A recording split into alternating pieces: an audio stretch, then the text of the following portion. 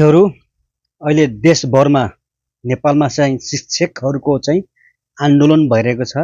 त्यसै क्रममा चाहिँ एकजना शिक्षकले एउटा जादु देखाउनु भएको छ। त्यो जादु एकैछिन यो भिडियोमा हेर्नुस् है त। म जाते हैन लामबद्ध रूपमा म यो सिंहदरबार सम्ममा पुर्याउन गइरहेको छु। तपाईहरु हेर्नुस्। अब यो म हाल्दै छु, तपाईहरु ध्यान दिनु होला। यो शिक्षकले यो कागज च्यातेर मुखमा हाल्दैछ।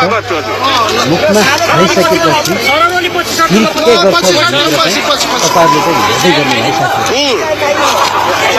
मुखमा हाल्दैछ।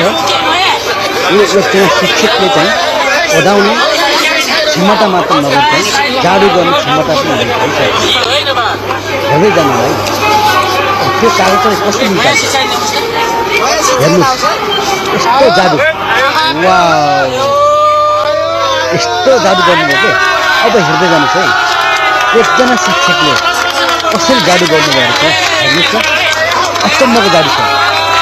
वाउ, यहाँको चाहिँ जादुलाई चाहिँ सबैले सम्मान गर्नुपर्छ साथीहरू। शिक्षकले चाहिँ गर्न सक्ने जे पनि गर्नुहुन्छ है। हेर्नुहोस् न जादु।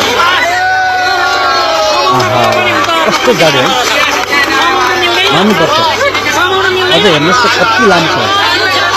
लामो निकाल्दै हुन्छ हेर्नुहोस्। कति लामो निकाल्नु हेर्नु। हाँसहरूको कलालाई मान्नुपर्छ है। क्षमता भएको मान्छे, क्षमताशील मान्छे हो।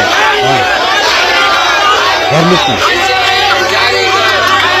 शिक्षकले चाहिँ एउटा जादु पनि गरेको है, सिक्यो। कति लामो यस्तो खालको जादु हो। जादु साथीहरू हाँसहरूको चाहिँ